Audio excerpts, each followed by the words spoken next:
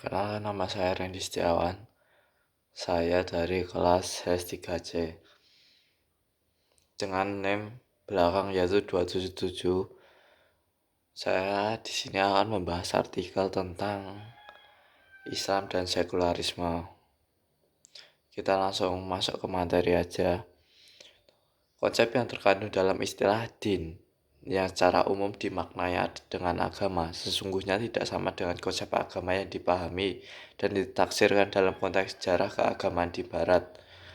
Apabila kita berbicara tentang Islam dan merujuknya dalam bahasa Inggris sebagai religion, maka yang kita maksud dan mengerti tentang agama tersebut adalah din, di mana seluruh makna dasar yang terkandung dalam kata din itu dipahami dan membentuk kesatuan makna yang bersepadu, seperti tergambar dalam Al-Quran dan berasal dari bahasa Arab.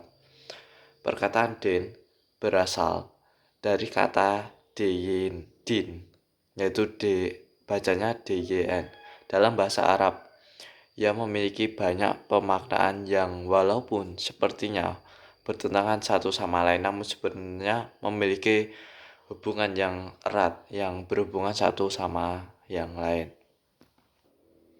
Nah, lebih simpelnya itu adalah din secara umum dimaknai sebagai agama dan apabila dalam konsepsi bahasa dari yang berkaitan dengan konsepsi dalam realisasi sosial.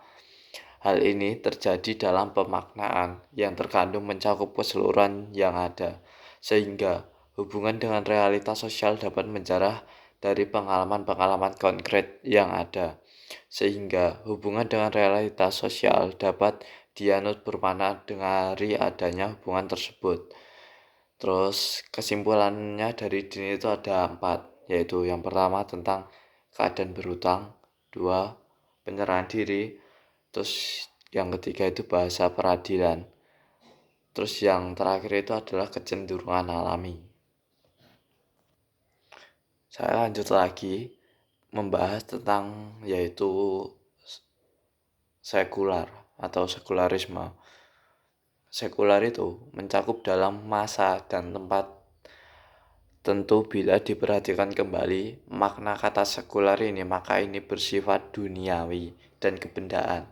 Jadi ya istilah itu nyata ibaratnya, yang mana tidak dapat digunakan seputar keduniawian yang tidak dapat dijangkau oleh akal. Berarti yang dimaksud tuh emang logika lah. Karena Tuhan tidak terikat oleh masa atau waktu dan tempat serta di luar jangkauan akal. Sementara apa-apa yang masih dijangkau oleh akal, maka hal itu masih terikat oleh masa dan tempat dan masih dapat dijelaskan oleh akal.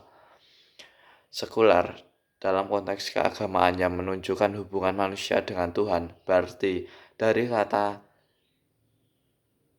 dana yang bermakna berhutang kepada Allah, kemudian ia menjadi berwujud atas kehendak Tuhannya, kemudian ia menjadi kewujudan atau eksistensinya dapat senantiasa ada.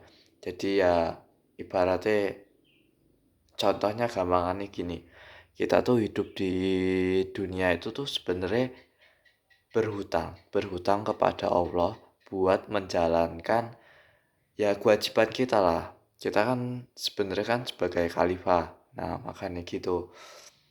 Kita bukan dituntut, emang kita kewajiban itu buat ya menjalani agama, yaitu ibaratnya gampangannya menyembah Allah lah. Makanya gitu, kita lakukan dengan sholat, dengan puasa, dengan yang lain-lain. Jadi sekian dari saya.